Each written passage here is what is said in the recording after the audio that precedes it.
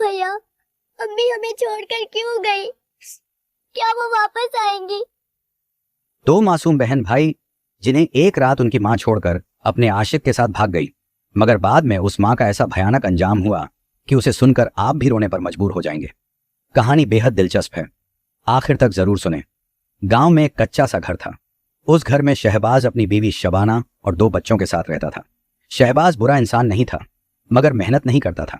ज्यादा वक्त घर में ही पड़ा रहता, न गुस्सा करता न शोर मचाता, बस चुप रहने वाला आदमी था।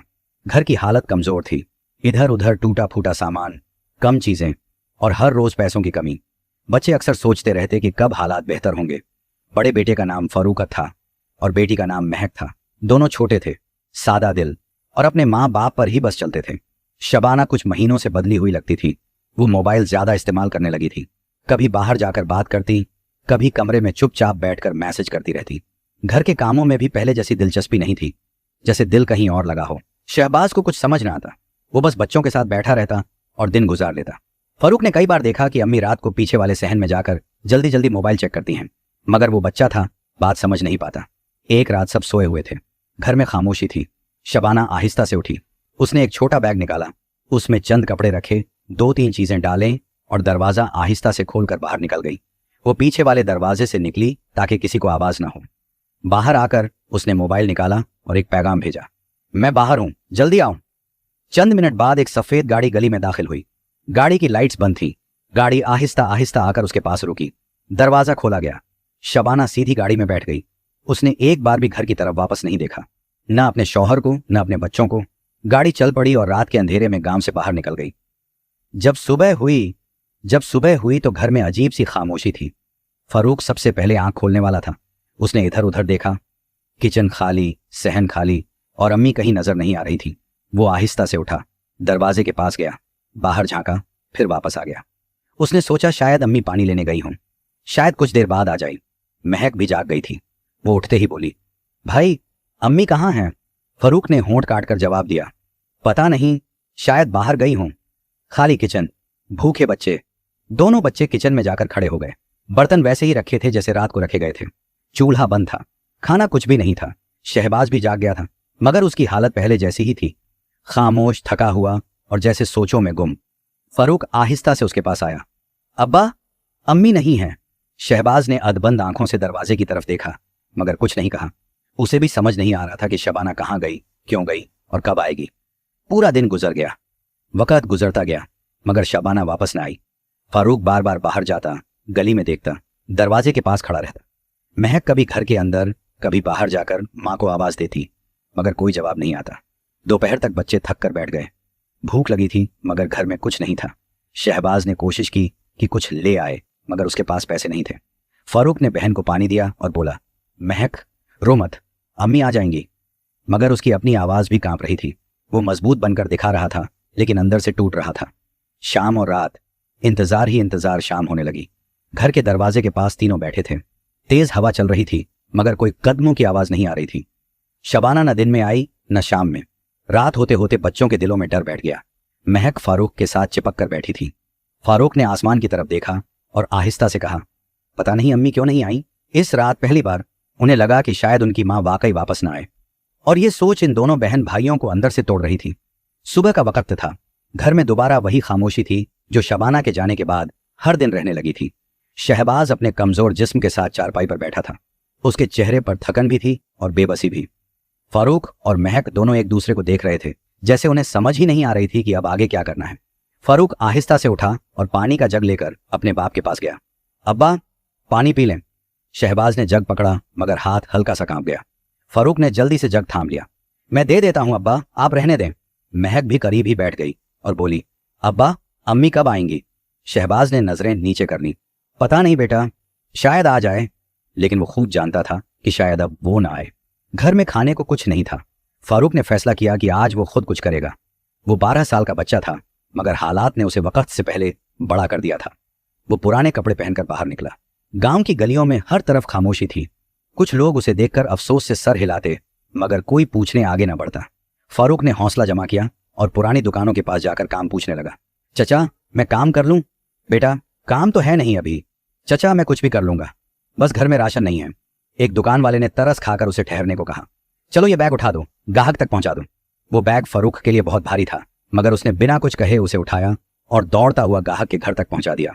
वापसी पर उसे कुछ रुपये मिले। वो रुपये उसके लिए दुनिया के सबसे कीमती थे। जब वो घर पहुंचा तो महक दरवाजे पर खड़ी थी। भाई, आप इतनी देर कहाँ रह गए थे? फरूख ने मुस्कुराकर उसे दिखाया।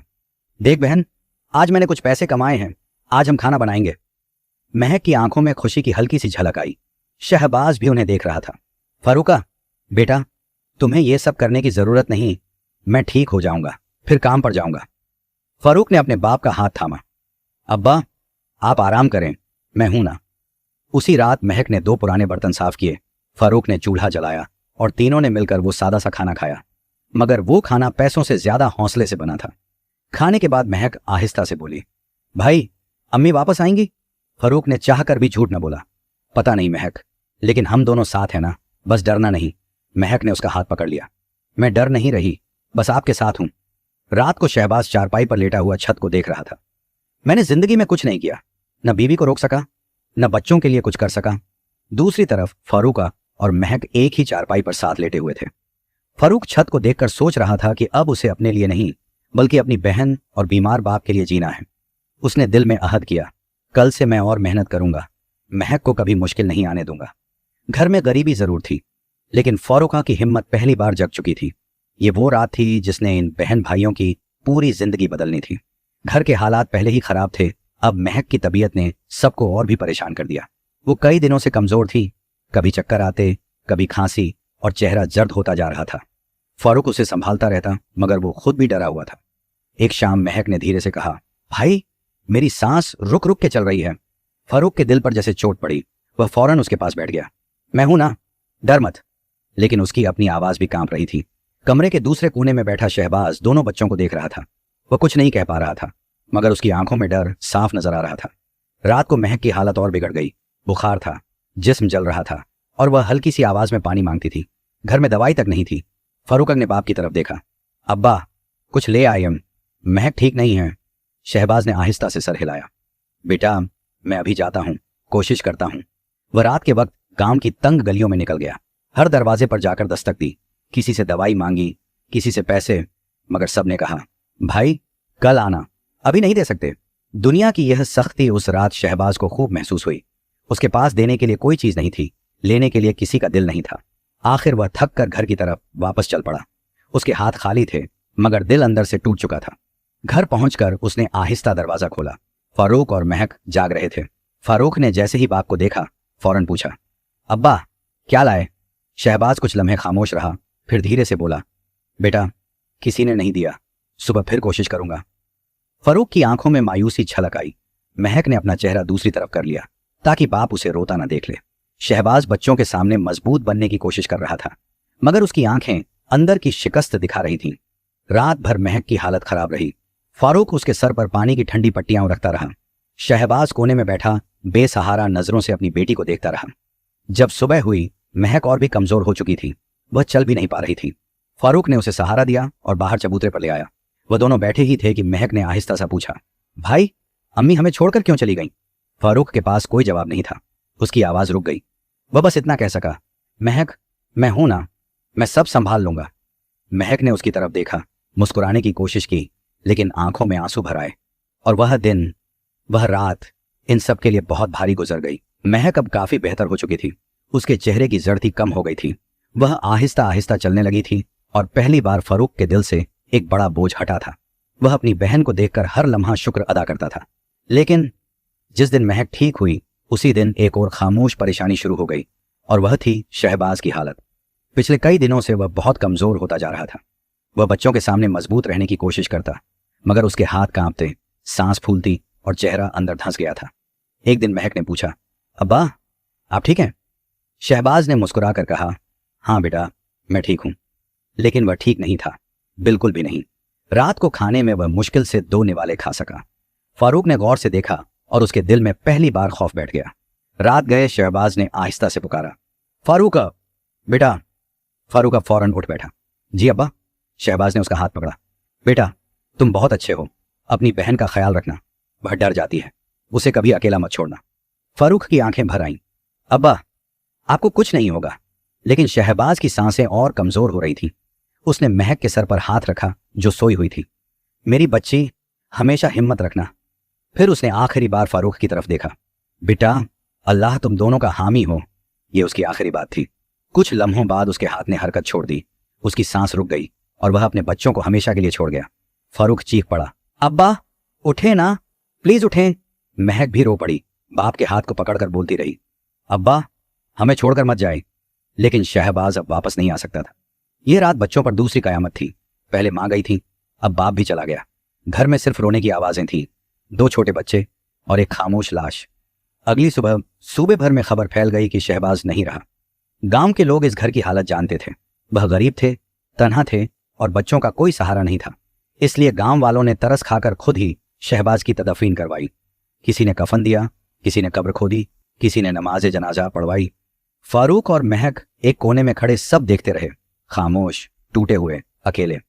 उस दिन के बाद ये दोनों बच्चे वाकई यतीम हो गए थे। उनका दुनिया में अब कोई नहीं बचा था सिवाय एक दूसरे के। शबाना जब उस रात गाड़ी में बैठकर गई थी, उसे लगा था कि अब उसकी जिंदगी बदल जाएगी। उसे लगा था कि वह अब सुकून पाएगी, वह खुश रहेगी, वह आजाद होगी। लेकिन ऐसा कुछ नहीं हुआ। जिस शख्स के साथ वह गई थी उसका नाम कामरान था। उसने शबाना को शादी का लालच दिया था, खूबसूरत जिंदगी का वादा किया था और कहा था, बस एक बार चलो, मैं सब ठीक कर दूंगा। शबाना उसकी बातों में आ गई। वह उसे शहर के एक पुराने से मकान में ले गया। घर छोटा था, अंधेरा था और दरवाजे पर भारी सा ताला लगा हुआ था। पहली ही रात जब शबाना ने पूछा, कामरान शादी कब करोगे, मैं अपने बच्चों को कब बुलाऊं, तो वह हंसकर बोला, पहले तुम्हें यह समझ आ जाए कि यहां रहना कैसे है, बाद में सब होगा। धीरे धीरे शबाना को समझ आने लगा कि यहां शादी जैसी कोई बात थी ही नहीं। कामरान का असली मकसद कुछ और था। वह उसे कमरे के अंदर कैद रखता था। जब खुद बाहर जाता तो दरवाजे पर ताला लगाकर जाता। शबाना घंटों खिड़की से बाहर देखती रहती, कभी सड़क पर चलती औरतों को, कभी राहगीरों को, कभी बच्चों को देखकर उसके आंसू बहने लगते। एक दिन उसने भागने की कोशिश की। कामरान ने उसे रोककर कहा, याद रखो, अब तुम वो शबाना नहीं रही जो गांव में थी। यहां तुम वही करोगी जिससे मुझे पैसे मिलेंगे। ये सुनकर शबाना के पैरों तले जमीन निकल गई। अब कामरान उसके पास अजनबी मर्द लाने लगा और उसकी मजबूरी को पैसों में बदलने लगा। शबाना चीखती, रोती, मिन्नतें करती, मगर कामरान पर कोई असर नहीं होता। वह कहता, दरवाजा बंद है, जाओगी कहां, अब तुम मेरे लिए कमाई हो। हर रात शबाना अपने बच्चों को याद करके टूट जाती। वह चाहती थी कि एक बार, सिर्फ एक बार फारूक और महक को देख ले, मगर वह कमरे से निकल ही नहीं सकती थी। उसकी पूरी दुनिया बस एक छोटा सा कमरा था जिसके बाहर कामरान का ताला लगा होता और अंदर सिर्फ डर, पछतावा और वो गलत फैसले जिन्होंने उसकी पूरी जिंदगी बर्बाद कर दी। उस रात शबाना अंधेरे में देर तक रोती रही। उसे अपने बच्चों के चेहरे याद आते रहे, फारूक की मासूम आवाज, महक की हंसी, और वह सोचती रही, मैंने क्या किया, मैं अपने बच्चों को छोड़कर क्यों आ गई। अब बहुत देर हो चुकी थी। वह गांव वापस नहीं जा सकती थी। उसे शर्म आती थी, लोग क्या कहेंगे, बच्चे क्या सोचेंगे। उसका दिल टूट चुका था और उसके पास कोई रास्ता नहीं था। वह बस रोती रही और कमरे की खामोशी उसका जवाब बन गई। दूसरी तरफ फारूक और महक की असली जिंदगी। अब घर में सिर्फ 2 बच्चे रह गए थे, न मां न बाप, बस फारूक और उसकी छोटी बहन महक। फारूक ने बहुत जल्दी यह समझ लिया था कि अब उसे ही घर संभालना होगा। वह सुबह बहुत जल्दी उठता, गांव के होटल पर जाता, लोगों के सामने चाय रखता, पानी पिलाता, बर्तन धोता और थोड़ी सी मजदूरी लेकर घर लौट आता। शाम को जब वह थका हारा वापस आता, महक कहती, भैया आप थक जाते होंगे, और फारूक मुस्कुराकर कहता, मैं ठीक हूं, हम दोनों साथ हैं ना, बस यही काफी है। समय बीतता गया। फारूक छोटा था लेकिन हालात ने उसे जल्दी बड़ा कर दिया। कुछ साल बाद वह 16 से 17 साल का नौजवान हो चुका था। काम भी ज्यादा मिलने लगा, जिंदगी भी बेहतर होने लगी। दिल में उसने बस एक बात ठान ली, मैं अपनी बहन को किसी तकलीफ में नहीं आने दूंगा। एक दिन गांव की एक औरत अपने शौहर के साथ महक का रिश्ता लेकर आई। ढंग के शरीफ लोग थे। जांच परख के बाद फारूक ने हां कर दी। कुछ दिनों में महक की शादी सादगी और खुशी के साथ हो गई। रुखसती के वक्त फारूक ने उसे गले लगाया। आंखों में मोहब्बत, दुआ और हल्की सी नमी, लेकिन दिल में सुकून, क्योंकि उसकी बहन एक अच्छे परिवार में जा रही थी। दूसरी तरफ शबाना की जिंदगी पूरी तरह बिखर चुकी थी। जिस लड़के के साथ वह घर से भाग कर गई थी, कुछ वक्त बाद उसी ने उसे घर से निकाल दिया। शर्म और बदनामी के डर से शबाना में गांव वापस जाने की हिम्मत भी नहीं थी। उसे हर वक्त यही डर सताता रहता, मैं गांव किस मुंह से जाऊं, लोग क्या कहेंगे। बदनामी उसके पीछे ऐसे लगी थी कि न कोई उससे शादी करना चाहता। और न कोई सहारा देने को तैयार था। हालात से मजबूर होकर वह सड़कों पर भीख मांगने पर आ गई। उसके चेहरे पर पछतावे, थकान और बेबसी की गहरी परछाई साफ दिखती थी। जिंदगी उसे उस मोड़ पर ले आई थी जहां न पीछे लौटने की जगह थी और न आगे बढ़ने की कोई उम्मीद। एक दिन फरूक किसी काम से शहर गया हुआ था। तेज गर्मी का दिन और सड़क किनारे बाजार के पास सिर्फ एक औरत बैठकर भीख मांग रही थी। फरूक ने चलते चलते उसके कटोरे में कुछ पैसे डाले, लेकिन जैसे ही औरत ने सर उठाया, फरूक के कदम वहीं रुक गए। वह हैरानी और सदमे से उसे देखने लगा। ये वही चेहरा, वही आंखें, ये तो उसकी मां शबाना थी। लरजती आवाज में वह बोला, अम्मी, आप कहाँ थीं? आपकी ये हालत कैसे हो गई?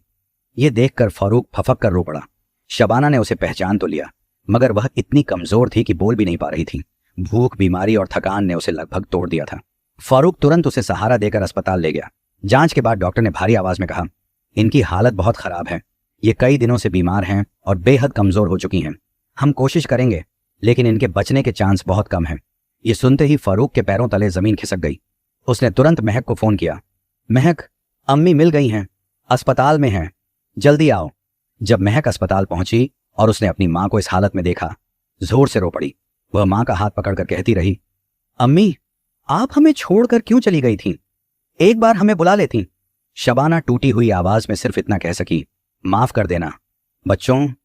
कुछ ही पल बाद उसकी सांसें धीमी होने लगी और वह हमेशा के लिए खामोश हो गई। फारूक और महक चीख चीख कर रोने लगे। जिस मां ने कभी अपनी गलती पर कुछ नहीं कहा था, आज वह सब छोड़कर चली गई थी। दोनों ने उसे गांव ले जाकर उसका जनाजा पढ़वाया। लोग चुप खड़े थे, हर कोई उसकी कहानी सुनकर उदास था। जनाजे के बाद शबाना को गांव के कब्रिस्तान में दफना दिया गया। अगर कहानी पसंद आई हो तो चैनल को सब्सक्राइब करें और दुआओं में याद रखें।